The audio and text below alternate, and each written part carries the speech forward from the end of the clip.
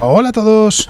Venus estuvo de actualidad en 2021 porque se publicó un estudio diciendo que se había detectado fosfano en su atmósfera a una altura de entre 75 y 100 kilómetros aproximadamente, en una proporción de 20 partes por 1000 millones. Y fue algo que dio mucho que hablar porque el fosfano se puede asociar en la Tierra a procesos biológicos, así que naturalmente lo que se dijo era que podía ser una señal de que en Venus pudiese haber algún tipo de vida en la atmósfera a la suficiente altura como para que las condiciones fuesen aptas para que pudiese aparecer algún tipo de organismo microbiano. Sin embargo, unos meses después, se publicó un estudio que ponía en duda aquella estimación de 20 partes por 1000 millones porque había problemas de calibración, los datos no habían sido interpretados correctamente, decían además en ese estudio los investigadores, y planteaban que la proporción más adecuada seguramente sería 7 partes por 1000 millones. Y ahora hay un nuevo estudio, aprovechando el observatorio Sofía, que ahora ya no está en funcionamiento, pero que lo ha estado hasta hace muy poquito tiempo, que lo que hace es reducir todavía más la proporción de fosfano que podría haber en la atmósfera. Ya sabemos que las condiciones en Venus son infernales. En la superficie, la presión de la atmósfera es 90 veces superior a la de la atmósfera de la Tierra, la temperatura es de unos 460 grados, no varía con el día y la noche, no varía entre el ecuador y los polos, así que es un lugar que es incompatible con la vida. Sin embargo, en la atmósfera, a suficiente altura, la temperatura va bajando y sí nos podemos encontrar con una temperatura más parecida a la de la Tierra. Es más, es que se ha planteado, como muestra esta ilustración, que podríamos tener en la atmósfera de Venus, aprovechando que es tan densa, algo así como ciudades flotantes. Y hay una franja en la que las condiciones podrían ser las adecuadas para que la vida pudiese haber sobrevivido en forma de microorganismos. El fosfano es una señal interesante porque desde hace un tiempo se está planteando que se puede utilizar como biofirma. Hay que recordar que una biofirma es una señal, un elemento que se encuentra en la atmósfera de un planeta y que pueda ser una señal de que hay vida en ese planeta. Una biofirma, el problema que tiene la mayoría de las biofirmas por lo menos, es que normalmente hay una fuente biológica, es decir, asociada con la vida, pero también una fuente no biológica. Y eso lo que quiere decir es que no se puede utilizar en principio de manera infalible. Por ejemplo, el metano ya sabemos que está asociado a la actividad biológica en la Tierra, pero también a la actividad geológica. Así que si se encuentra metano hay que entender cuál es su origen. En el caso de planetas más allá del sistema solar, naturalmente lo que se supone primero es que será de origen no biológico porque sabemos de procesos naturales que pueden provocar que se expulse metano a la atmósfera. Así que encontrar una biofirma que sea muy robusta es algo naturalmente muy interesante.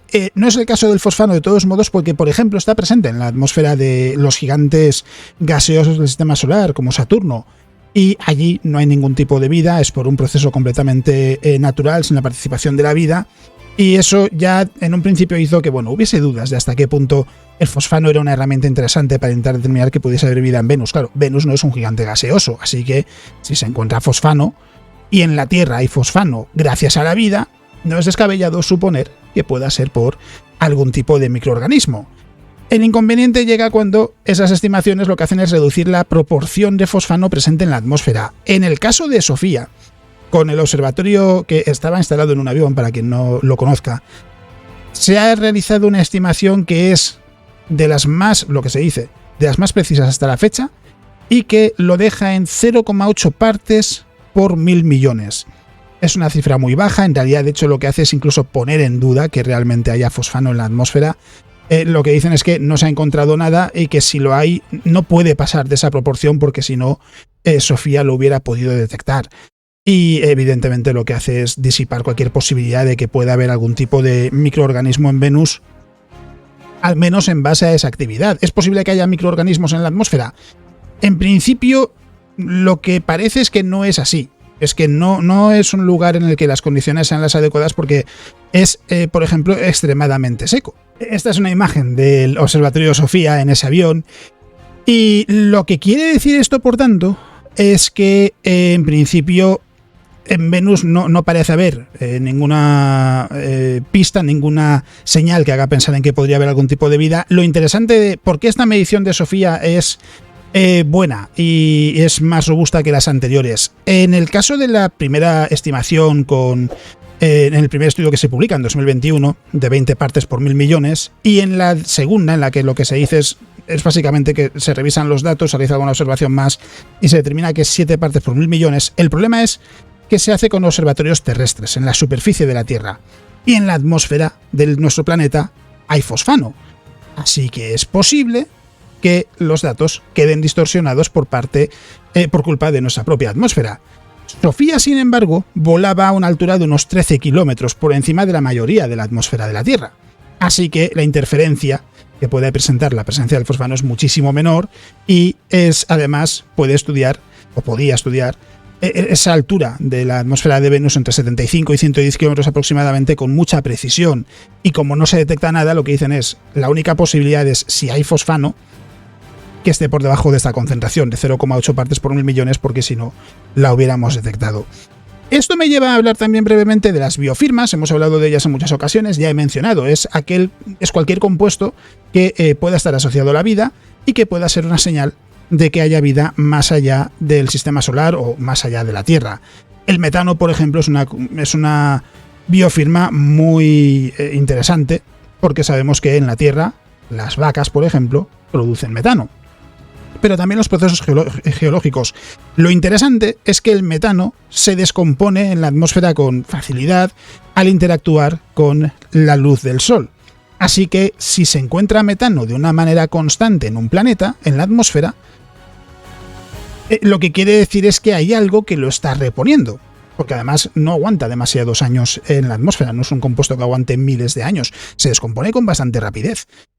Y es, por tanto, un campo que resulta interesante, el de las biofirmas, porque si se encuentra un elemento que tenga un porcentaje muy alto de posibilidades de que sea de origen biológico y no de origen geológico, puede apuntar a que ese planeta podría estar habitado. ¿El problema cuál es? Que es que incluso aunque se encuentre metano en un planeta en el que no se sabe si podría haber vida, es posible que sea un proceso no biológico el que lo esté renovando constantemente. En el caso de la Tierra hay metano constantemente en la atmósfera. ¿Por qué? Porque se está expulsando constantemente gracias a los organismos que viven en el planeta, o algunos de los organismos.